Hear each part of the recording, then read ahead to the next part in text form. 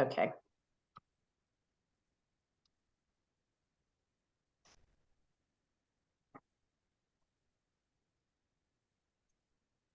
Apologies for that. So the Inspire Europe Plus project gets its name from the initiative to support, promote, and integrate researchers at risk in Europe. The project runs until 2025 and started in September 2022. It is an EU-funded project involving 7 project partners and 3 associate partners. The project is led by Scholars at Risk Europe, and you can see here on this slide the other consortium members. This particular webinar has been coordinated by Cara, and on this slide you can see the 3 associate partners. So what does the Inspire Europe Plus project aim to do? The project is a follow-on from the Inspire Europe project, which ran from 2019 to 2022. And the Inspire Europe Plus project builds on the work undertaken previously. The main aim of the project is to strengthen and coordinate support for researchers at risk in Europe, and it proceeds from the view that excellence in research depends upon free and open scientific debate and requires a diversity of perspectives and methodologies to flourish.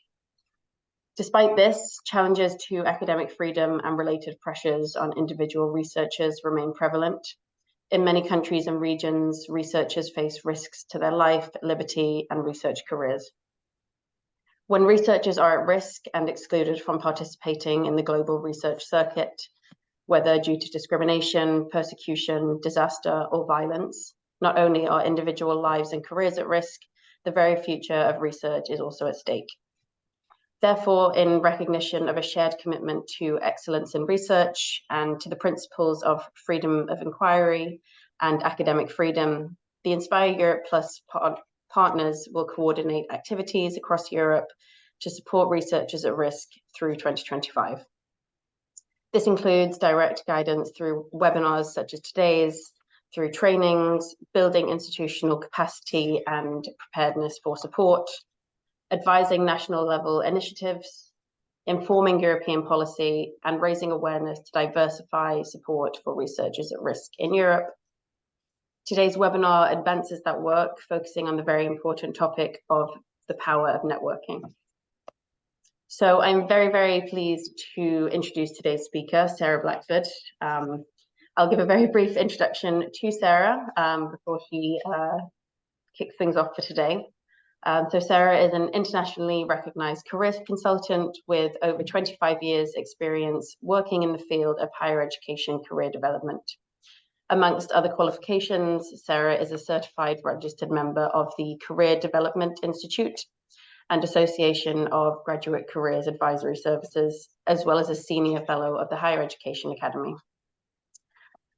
She also has published several papers and authored her first book in 2013. Sarah's consultancy offers career guidance and coaching to students, researchers, and academics looking for professional assistance with their careers. Before I hand over to Sarah, just a few housekeeping rules before we begin. You will notice that the chat function for all attendees has been disabled. However, you can submit any questions that you have using the Q&A button at the bottom of your screen. We most likely won't have time to go through all of your questions, as there are a lot of attendees for today's webinar. However, we do encourage you to submit questions throughout the webinar, and Sarah will very kindly take around 10 minutes at the end of today's webinar to answer as many questions as possible. If you don't wish your name to be seen, please do ensure that you click the Submit Anonymously button before submitting any questions. And we will also be sending a short survey following this webinar, which we'll be most grateful if you could complete. So without further ado, I will hand over to Sarah for today's webinar. Thank you, Sarah. Thanks, Lucia. It's lovely to be here. Thank you very much for the invitation and the very kind introduction as well. So we only have a short time, relatively speaking. So I think I'll start sharing my slides, and we can get on with the presentation. And then, as Lucia said, I will be able to take questions from you at the end. Okay, so we're in a session today called The Power of Networking, and I'm your tutor, and I'm being very ably co-hosted by Lucia as well. I've already had an introduction, but I've put that onto the slide just to show this is my LinkedIn profile. I don't know if any of you also have a LinkedIn profile. We will have a look at the online networking sort of abilities and so on later on in the session, but I will skim over that, and you will be able to see it if you want to in more detail, because I'm going to share the slides with Lucia, and also she's recording the session as well. So what is networking? And it means a lot of things to different people. I'm sure that when you're thinking of networking, there are words that are coming into your head that are different to perhaps words that are coming into other people's heads. And when I do this as a workshop, I usually get quite a range of responses, and some of them are positive and some of them are negative. But I would say in this webinar that if I were to describe networking, I would say that it can be substituted with words such as connecting, engaging, sharing, interacting, communicating. So it's a two-way thing, or three-way. It's a connection. It's not a one-way traffic. It's not using people. It's very much a two-way process. And it's also with a purpose. So the idea is thinking about, why am I networking with this person? Why do I want to network? What will it achieve for me? So what is the purpose of networking? And again, I will give you my thoughts on this, but you will probably have some of your own, and also from your own experiences as well. But in terms of your career, it's about building professional relationships with people, because careers are really about people in the end. You can give and receive information from each other. You can connect with people and get advice and support and referrals, and you can do the same for other people as well. And it enables you to access and engage with different communities.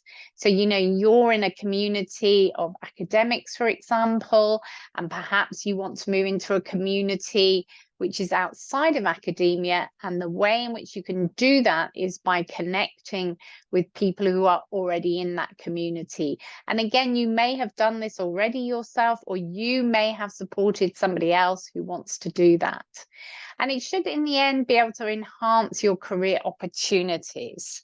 And the reason why I say this is I would refer to some literature, and there's a lot of literature, a lot of research that's been done in the world of careers. But this one in particular, I just wanted to highlight, because these people, E.B. Butts and Lockwood, they identified some competencies that can help you with your career. So if you know why you're interested in a particular career area, say you're interested in academia, or you're interested in being a scientist in industry, for example, that will really help you, because it will give you a goal, it will give you a direction.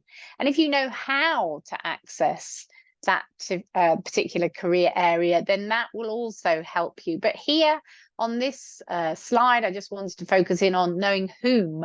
So knowing who can help you, who could support you with your career.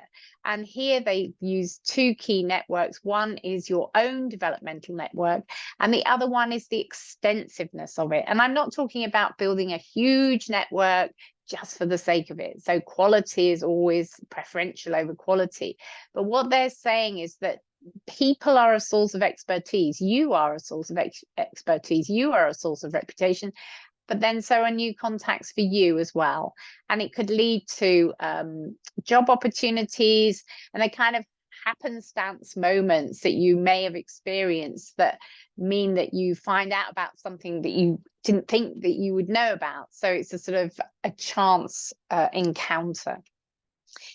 So what kind of networks am I talking about? So what sort of networks work? So I've just made a list here, and you may be able to add to that list. But of course, you've got people who are close to you, your friends, your family, maybe your colleagues or former colleagues, people who used to work at your institution, alumni or mentors. And then you've got people that you might meet at a meeting or a conference. So these could be colleagues or other people that you come across, or you may go to workshops, etc. People who volunteer come across other people who they may not ordinarily have met because they're in a sort of different career sector, etc. Placements, a lot of people who do internships or placements, they find out a lot about the work, but they also meet lots of new people. And then I think especially within academia, we have these sort of specialist communities, and you may be a part of a specialist discussion group, for example, that focuses on your particular discipline, or you may be a member of a learned society, which is a kind of academic club that's interested in particular disciplinary fields of interest. And of course, social media. And social media, of course, has widened the scope for networking beyond all imagination, really. And I've just given you 3 examples there. And of course, I haven't updated this slide, and Twitter should really say X nowadays, X, formerly Twitter.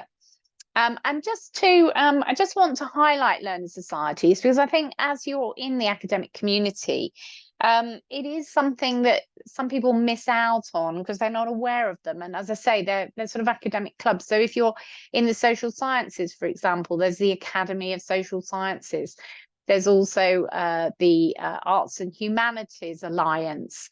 And there's lots of scientific learning societies, such as, for example, I've just picked out a few here: Microbiology Society, a Plant Biology Society, a Chemistry Society.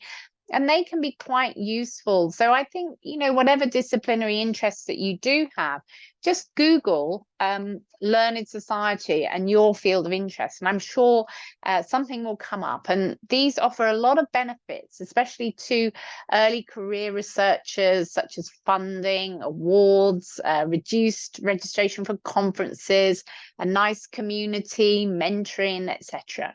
So I don't have time to go into detail about that, but I wanted to flag it up because I think in academia it's a very, very useful network to join. So what does your current network look like? So if you think about your own network now, obviously, you know, people that are close to you, friends and family, but all these other people, and of course they're connected to other people and they're connected to other people. So, you know, you will come into contact perhaps with people just by having a connection to one collaborator or even an acquaintance, and then that will lead into something that is of use to you, but you know, you will also be of use to them. So as I say, it's a two-way process. So here I've put a list sort of locating people. So people who are already in your community. So these are people who are already known to you, family, friends, colleagues, etc., or people who share your interests. So I mentioned the Learning Society. So they could be people who are interested in your particular research discipline, who you might want to collaborate with, for example. There are people that you meet online. You might see somebody post something on LinkedIn and you like it and you connect with them. There may be people who are alumni, people who used to be at your institute, who are doing something else now, who might give you a hand up to get you into that particular career sector as well. And even organizations. So organizations are quite prevalent on LinkedIn and other social media like X, and they come along to conferences as well. And then there are people away from your community. So perhaps they're in career sectors that you're not really familiar with, and you're thinking, well, I would like to get into this industry. Perhaps it's pharma or biotech or energy industry or whatever it is. It could be education, it could be even the media, etc. How are you going to make inroads into these people who are much further away from you? How can you connect with them? And in fact, I'm of course going from the known, where there's very few people, to the unknown, a lot more people. And just looking again at the literature, and I won't go into a lot of detail about this because obviously we don't have the time, but of course you can look at this again later on. But I just want to show you some literature that sort of supports these kind of statements that I'm making, that actually extending your network can be a very useful thing. So people talked about having weak ties. So, to go outside of your current network and into areas that you haven't ventured before. And that is more challenging, obviously, but it can reap rewards for you. And here's another bit of research which showed that the communities that you're in are very important, but it's who do you connect with? Who do you listen to? Who do you take advice from? So that can influence you as well. And then, of course, just talking about patronage, and, people will help you, if you make the effort to connect and to be out there and to be self-motivated and proactive, then people will want to help you. And there's a big enough community out there that you should be able to get the support that you are looking for. But the question comes next is to how are you going to network? So what are you actually going to do? And I've put up a list here of the positives and the negatives. And this is taken from some workshops that I've already run, where I've asked the participants how they felt about networking. And we sort of listed the positives and listed the negatives. And if you look at the negatives, things like it is a bit scary to step out of your comfort zone. Being worried about being ignored or feeling vulnerable. And of course, there are culture and language barriers, and it can be exhausting as well. And you have a lot of other things to do, so it can take up your time. But the positives definitely outweigh these negatives. So if you can think positively about the fact that you're going to meet people, you're going to find out more information, you will become more known to other people, so then they will become aware of you. You want to create a good impression, and then that can help you then into a new job or help you with your career generally, just to give you that little leg up that you might then give to somebody else as well. But, as I say, there's two sides to the coin. And the other thing where there's a difference as well, I think, is in the kind of networking you do, because obviously since COVID, especially, there's been more and more of this online networking. So we're online now, and I'm in this session with you. Perhaps in another time, we would have done this face to face. But of course, the advantages of being online is that more people can join in, and you can get access to these kind of events that you wouldn't have been able to previously. But of course, you maybe don't get that casual networking that you might get at a conference, etc. And I've put some pros and cons here to say, that it can be less, but it can be more personable because there's more people in the room, as it were. And it can be more difficult or easier to approach people. So different people find it, challenging in different ways. So if you're at a conference and you can see the people and the speakers, and you can send them an email, rather than walking up to them, that suits some people more than others, etc. So I've just given a sort of sense of, there is no, this is better than that. I think that there are pros and cons to both. So I'm going to look at both of those now in a bit more detail, and we'll just focus on in-person networking. And this could be in a range of situations. Perhaps it's at a conference, but it could just be in your department where you're just chatting to somebody in the coffee area, or you're just having a little group discussion. So it can be more stressful and it can be difficult, especially when you go to a big conference. But I think, you are people who perhaps are able to understand the advantages of good preparation and doing your research and stepping out of your comfort zone into this sort of fear zone where it is a scary thing, you know, to come away from your area of comfort is something that is, you know, a daunting prospect. But once you get through that and into the learning zone and then into the growth zone, you know, it can all be worth it. And the way in which I think the best way with networking to handle this is through preparation. And so, for example, a conference preparation, you know, I'm sure that you have the opportunity to attend conferences or even small symposia, or even if it's something in your own department. Who's going to be there? Why are you going to this meeting? Is there a way to contact people beforehand, identify people that you would want to speak to? Is there a way in which you can make yourself known and, you know, meet people or promote your poster beforehand, etc.? So usually there's a lot of information that's associated with these kind of meetings. And so if you can go with a purpose and think to yourself, right, I'm going to meet this person, and you'll have an opener. Oh, I really enjoyed your talk, or, oh, I'm so pleased to meet you here. And you've got some disciplinary interests. So think about how you're going to present yourself and what you might say to them. And if you just plan and prepare a little bit, then it will show that you've made the effort. And of course, people are much more willing to engage with you when you show that you've done a bit of your homework beforehand.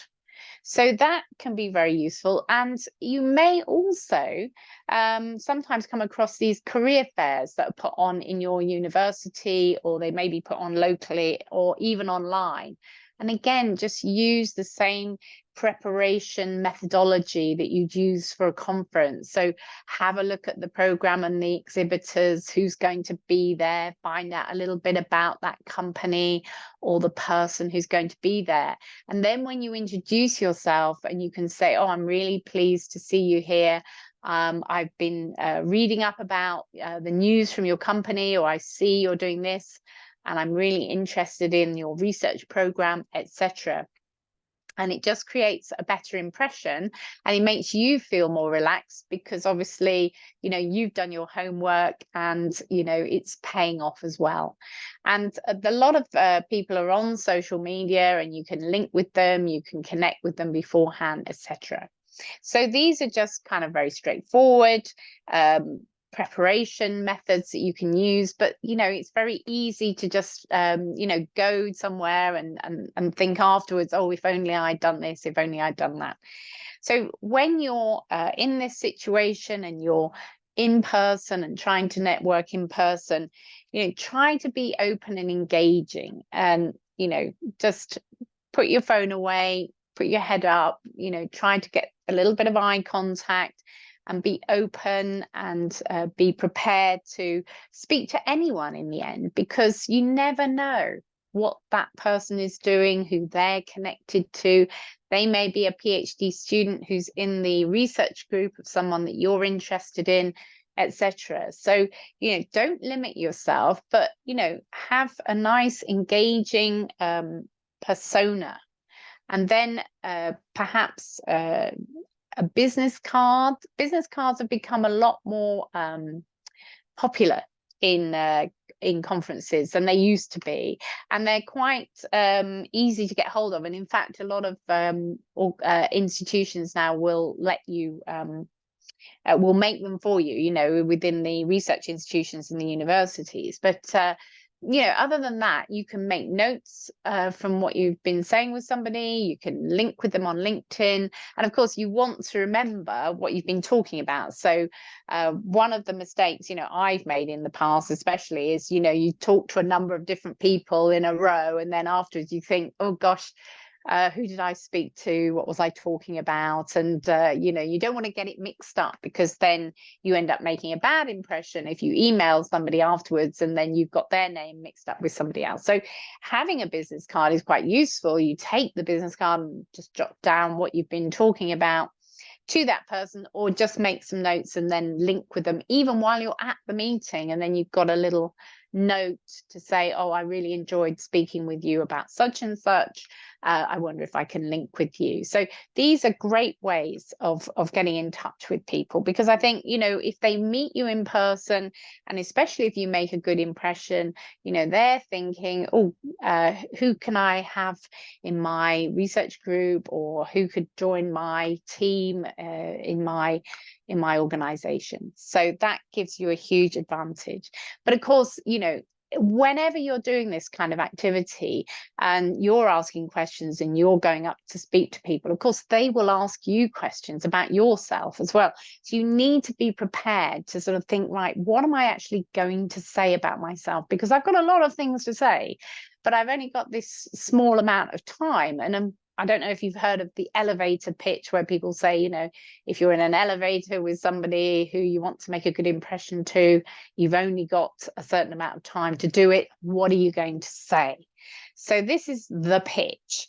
So I would say I have a few kind of tips for you. I think what you need to do is to sit down and think, well, okay, what do I want to be known for? What's my brand? Because I have lots of different things going on. I have lots of different expertise, personal qualities, values, skills, interests, etc.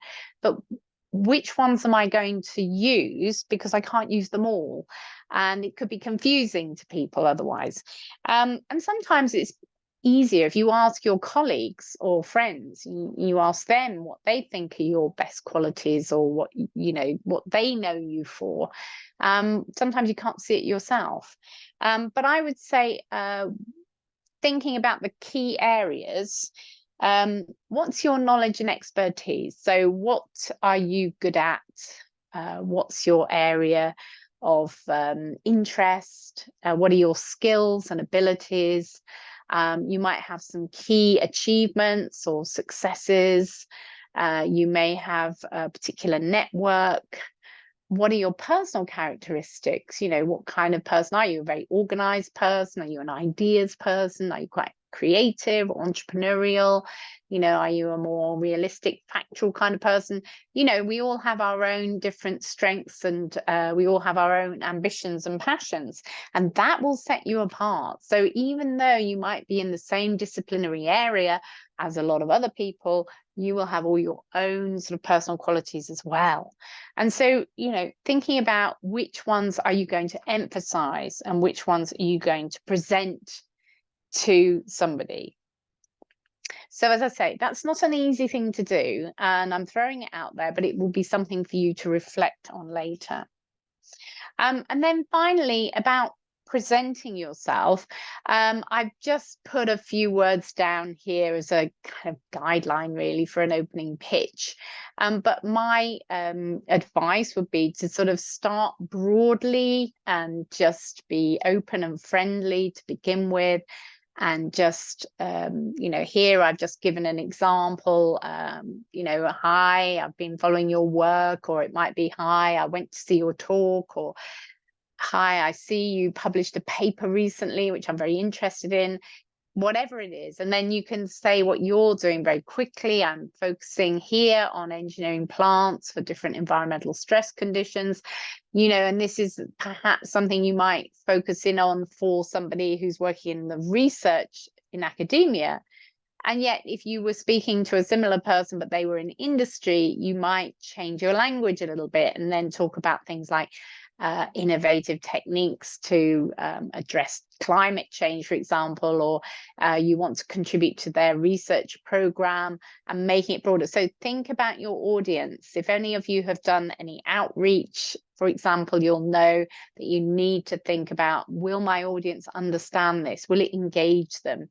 Similarly, when you're teaching undergrads, for example, and then when you're talking to somebody who is in a research area or in an industry who is of interest to you potentially, you've got to enthuse them and use those kind of words that are going to be part of their sort of language, as it were. So just think carefully about not maybe being too complex in some areas, but you can be in another. Okay, so that's the in-person side of things. The other side is the online, and I'm thinking of the different platforms that you may be using already. So I've put LinkedIn there. I think lots of people use LinkedIn far more now than they ever used to. And I see professors on there. I see people putting up posts about their research and their latest paper. But of course, you've got ResearchGate, you've got Mendeley, you've got GitHub, X, formerly Twitter, Instagram, Facebook, which most people, I think, tend to use for their personal personal purposes. But I know a lot of learning societies use Facebook as well. So these are the kind of ones that you may be using. And I've created this sort of model in a way to help you to sort of think about how you might engage online. And not everybody is very comfortable doing it and connecting with people and sort of contacting them and so on. But you don't have to do that. And if you think about being online as being at a conference, for example, you don't just walk into a conference and ask for a job, for the nearest professor. You engage with the talks, you give a talk maybe, or a poster, you listen to other people's. And it's a similar thing with being online.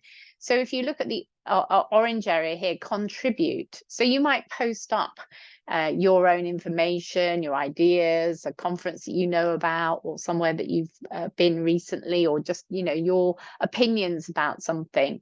But that's a bit limited because, you can only think and contribute so much. But you can curate, you can share other people's posts, you can like, or you can comment. And the more you comment and you like particular people in particular career sectors, the more the algorithm will kind of send you more information on that and put you more in that community. So if you were thinking perhaps of moving out of academia and into another field, and you were liking and you were connecting with organizations and people in those communities, then your kind of profile will sort of shift away from academia. And that's how it sort of works online.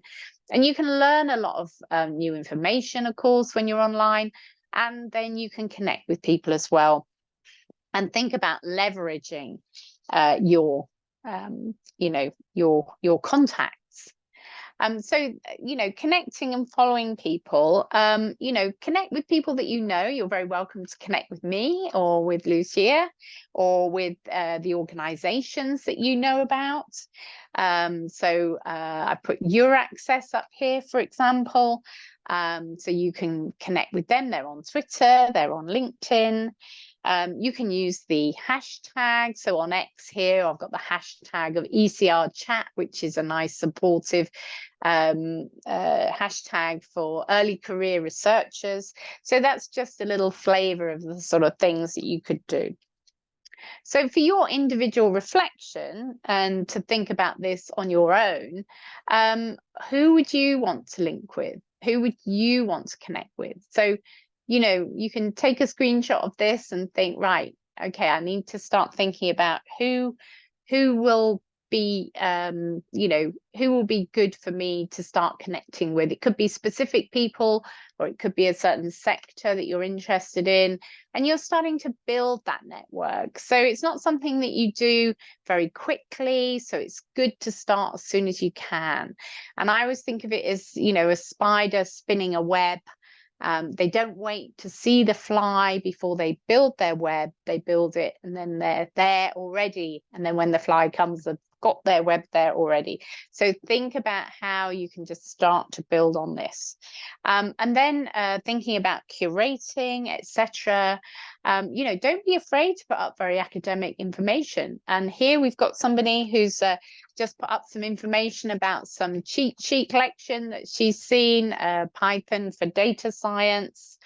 So I just did a screenshot of this one, and then I saw this as well, somebody who's saying extremely happy to share our latest publication, and they've got these nice claps on their post, and maybe they've got some comments as well.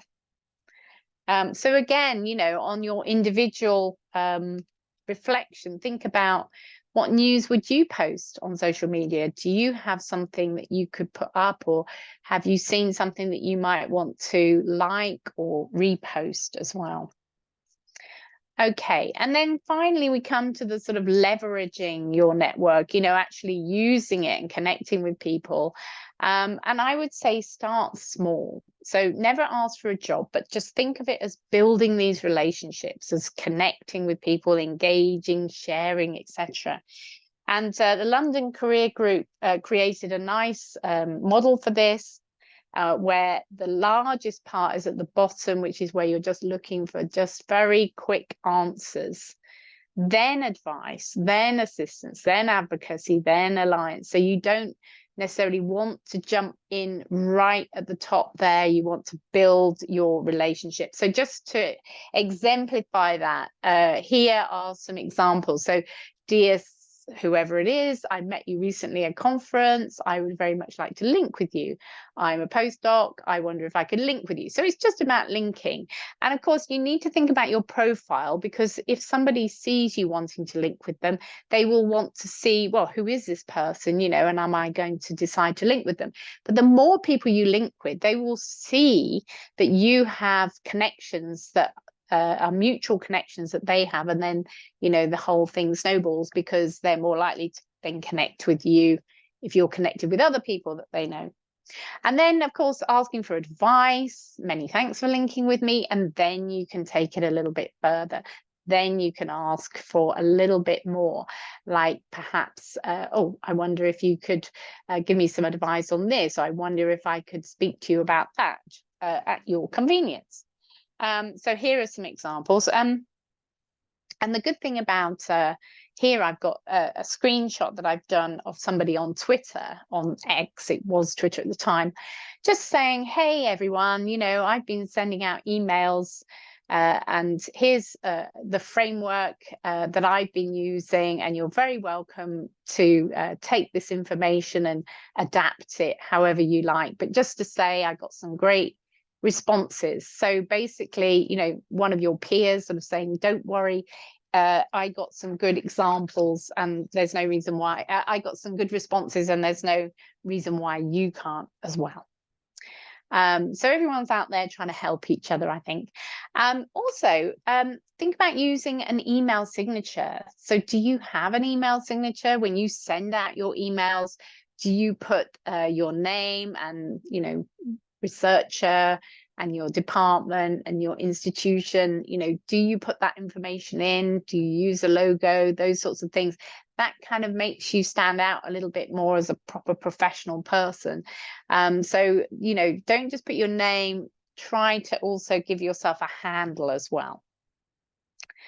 Okay, and if you do an interview, or you ask to do an informational interview, and these are quite popular, you know, they're quite a common thing to do. So people are used to it. They're used to people contacting them and saying, you know, would you have time to have an informational interview where I could ask you a few questions about what you do, etc. And it can help you, again, if it's somebody who was at your institution beforehand, perhaps is a connection of a connection. They might be more likely to say yes. But here again, I've given you a little protocol that might help you. But the key thing, again, is the preparation. So do prepare and look up the kind of information that's really easy to find. So if you were asking somebody what they do, you know, don't ask them really, really obvious questions. Use the time that you have, because I would say, you know, 10 minutes, 15 minutes is really a good time to do this. And remember, it is like an interview. They then may come back at you and say, oh, why are you interested in this? You know, and you need to be able to have your pitch ready and be able to answer their questions. So talking of that pitch, let's come back to that again. I'm not going through this protocol, as I say, you've got the information there, and you can look at that later. What I want to say is, the personal profile, it always gives, that impression of you, and whether you're meeting somebody in person for the first time or they're looking at you online. And I've got some great advice, and quite up to date as well. So when I think about myself and my keywords, and perhaps you've thought of some keywords for yourself already now, these are mine, and obviously they're very different to yours. They're very much around career coaching. But what I did was I got in touch with my little friend ChatGPT, which you may have heard of, is an AI tool that can help you to summarize and create lots of documents, etc. And I said to ChatGPT, if these are my qualities, can you tell me what my superpower is? Please express in the first person. And there we are. I'm an empowering connector. Now, I wouldn't just use that information and put it in a career profile and just, repeat it, but I think what it is, it's a good starting point, because when you write a profile for the first time, or when you're thinking of introducing yourself, it can be a little bit daunting, and you can get a little bit stuck. So this is your assistant. It's going to augment and help you, but it's not the answer. But I think sometimes, when you're a bit reluctant to get going on it, this could really help you. And it's very, very easy. You just have to Google ChatGPT and log in, and you can get going almost immediately. You can even cut and paste your CV in, for example, or other things, and get it to sum that for you. And that, again, it might say, pull out some keywords for me, and that, again, might be a good starting point for you. On that note, what 3 keywords would you put in your profile? So that's, again, another question for you guys. What are you going to do in terms of creating your profile? You may or may not have one already. People will Google you in certain circumstances if they're looking to interview you, for example, or if you've contacted them for an informational interview. So this is a sort of summary of all the things that you might put into your profile, and it's better not to have a profile than to have a profile that is only partially completed. So I would say try to get it 90% completed with a picture, and you can always use one of these cartoon, and you can create an AI picture these days as well. Your title, research scientist, or try and think of something a little bit more meaningful. I did a search on LinkedIn the other day, and all I did was put postdoc into the search, and I clicked on people, and I got 870,000 results. So that was a little bit shocking, to be honest. So I think you can title yourself something a little bit more meaningful, especially if you're thinking of going outside of academia. So think about, you might have postdoctoral researcher, but what other keywords can you put in there that really, describe you more distinctly? Also think about how you look on video as well. So if you are going to have an informational interview with somebody, for example, or even an interview, just always think about presenting yourself as professionally as possible. And again, I went on LinkedIn and I asked for people to give me some tips for online interviews, and I came up with this great big long checklist. So I think having the light in front of you and also having your computer at eye level are 2 quite important ones, because that's more natural how you would speak to somebody in person. Okay, so just to sum up, I would say it can be daunting, and it can be time consuming, and that might put you off, making a start, or working on your network. But just remember, it is quality over quantity. You don't have to have a huge network, and you may be working in a field with very few people, and it may be that there are certain characters that you want to contact, and you don't need to have a big, huge network. If you're going outside of academia, then perhaps that is more relevant to you. So you don't need to talk to everyone at a conference. You can target a few people. Just have some goals and think about, being quite discerning, and, what do you want to get out of this? And then going back to what I was saying earlier about the weak versus the strong ties, you don't have to keep in touch with everybody just because you're linked with them, just because you met them at a conference. They're on your radar, they are in your network. You might not come back to them for a few years. I have people contacting me who I did a workshop with 3 years ago saying, oh, I've got an interview coming up, could you help me with that? And I'll say, yeah, no problem. So there'll be people who you have those stronger ties with, and it will ebb and flow as you go through your career. So just think about just liking and just keeping in a loose contact with people.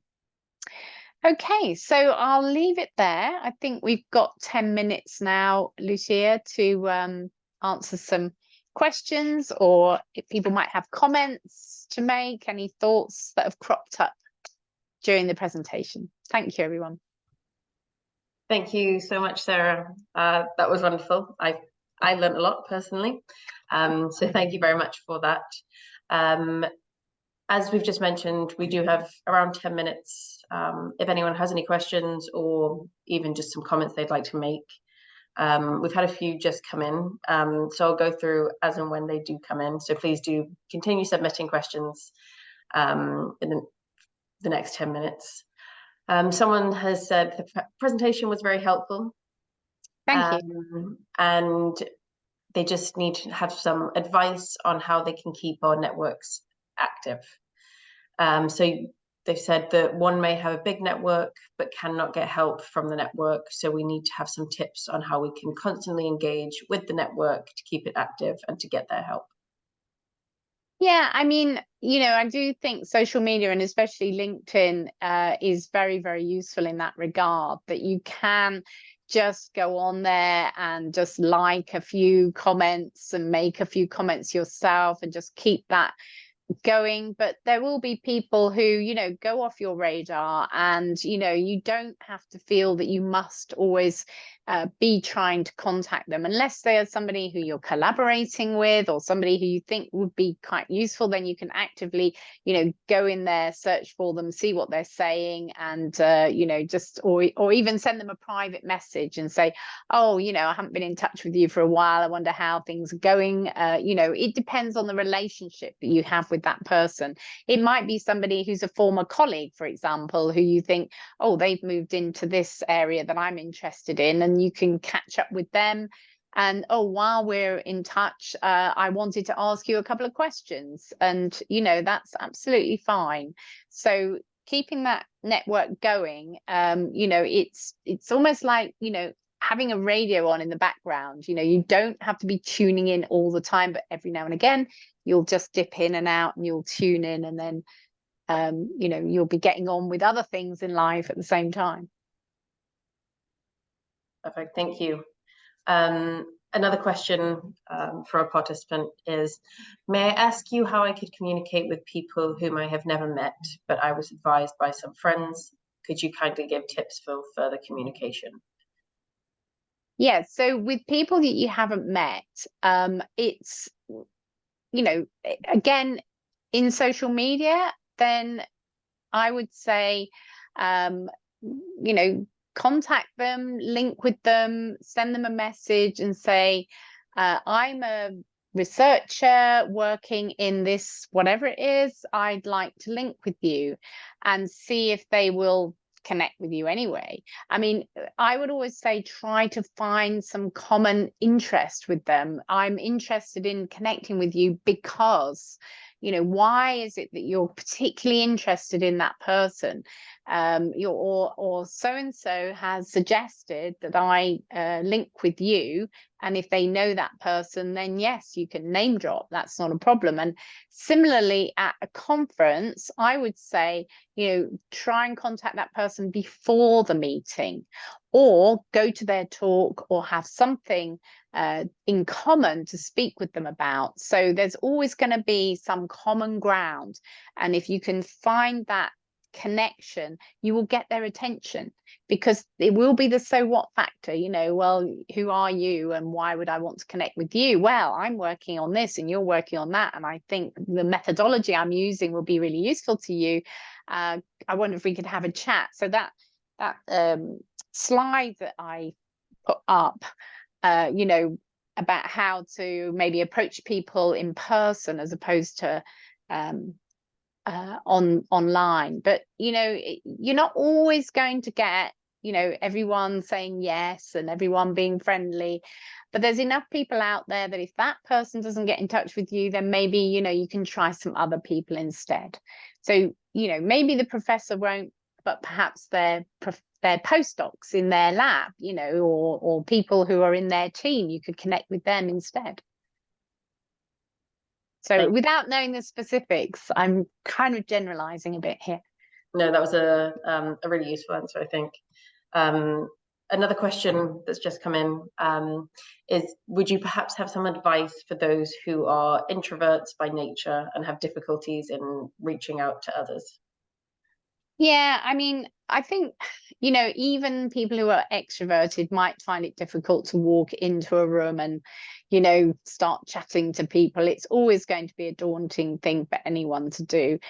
I would say in conferences, especially, when they have these little side programs and you can go and sit in a room and chat to one or two people and you get to know them, and then that gives you the sort of confidence then to be part of a bigger event.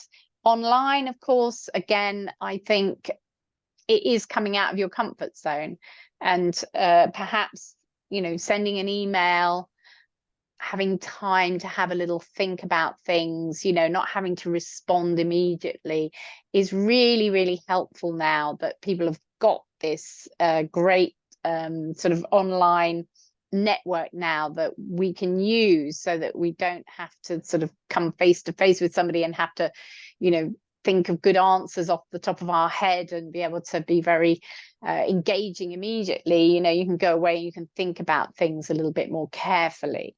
And there are some great books out there, and there are some great podcasts and videos and TED Talks that are from people who are introverts, who say, hey, this is how you can do it. I've done it and you'll be able to do it too. So again, it's until you're in the situation, it is something that you have to learn, you have to practice, and just think quality, not quantity. And I think this question leads on quite nicely from that, and is perhaps a bit of a difficult question to answer. But a few people have asked, when the situation arises where you get in touch with someone and either you get no response or a negative response, how do you build up the confidence to continue doing that without just trying and trying again? Yeah, keep calm and carry on, I think. Yeah. I mean, if you don't get a response straight away, I think it's okay to leave it a couple of weeks and go back to them again. If you sent somebody an email, and maybe, you might want to reword the emails. So try to be as personal as possible, use their name, dear professor, or dear Dr. So-and-so. Try to make the email something of interest to them. What would make them want to open that email? Because academics get a lot of emails every day, and they'll delete as much as they can because they just can't cope with the sheer number of emails they get in. And then of course there could be a LinkedIn message. So always try to get their attention with something you think that they would be interested in. And then if after that you don't get any response, then you just have to think, well, maybe they're not even reading their LinkedIn. Maybe they're not even engaging with it, you know, because a lot of people who are more senior, you know, some of them have a profile, but they don't really engage with their, you know, with their social media. So don't take it personally. It's nothing personal against you. Just think, well, they're maybe too busy. They've got other things to do. Maybe I'm not on their radar at the moment. I'm not of interest to them. Maybe later, you know, I can try them again and, you know, I will get a reply. But in the meantime, look around at other people. And as I say, you know, if the professor doesn't want to link with you, maybe there are other people in their circle that will link with you, and then, you know, they will be able to help you instead. But there is no easy answer to that one. And nobody likes to be ignored. Nobody likes to be rejected. And it is very difficult not to take it personally. And, you know, you have to just get through that. And, you know, science is full of rejections in all sorts of shapes and forms, and publications and funding applications, etc. But, you know, just be objective as you can about it. I think that's very helpful advice. Yeah, it's not an easy thing to do. Yeah, I agree. Yeah. I think maybe we have time for one more question. I know we've got a lot of questions that are coming in, but I'm conscious of the time. So final question, is this, sorry, because there's so many coming in, they keep disappearing.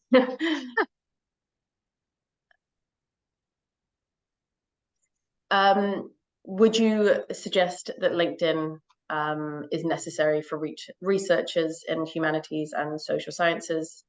I guess this can also be applicable to those who are in hard sciences as well. But whether you think LinkedIn is a necessary platform, and if it's the best platform to be using. I don't think it's necessary.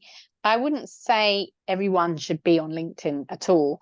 And I think if you're planning to stay in academia, I think perhaps, you know, networking at conferences, networking with people in your disciplinary interests through, you know, learned societies, etc., you know, might be more fruitful. You've also got ResearchGate. So I wouldn't say it's necessary.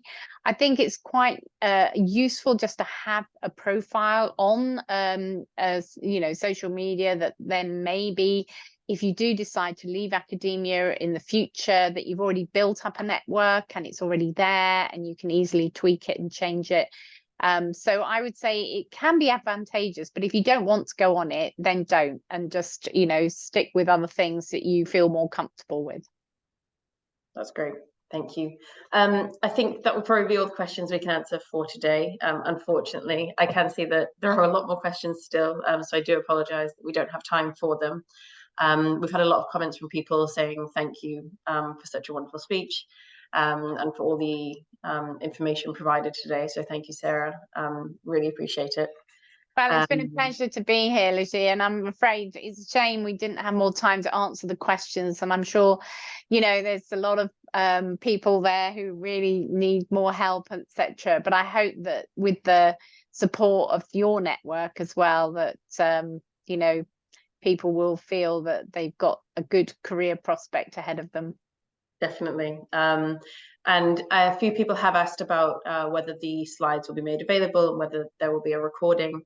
So yes, just to let everybody know, the recording will be made available probably next week. But for those of you who registered for this webinar, you will receive a link to this via email. And the slides will be made available there. And hopefully we'll have a list of resources as well, including those that were mentioned today. As I know, there were a lot of useful resources that have been mentioned. Just before we finish this session, I'm just going to share my screen just for 1 minute before we close up.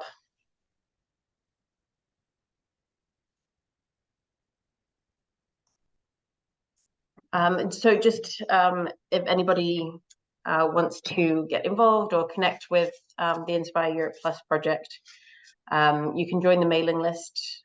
This is where Inspire Europe Plus events and activities will be shared. So any further webinars will be shared on these platforms and on the mailing list. And you can join this by visiting the SAW Europe website, which is listed on this slide.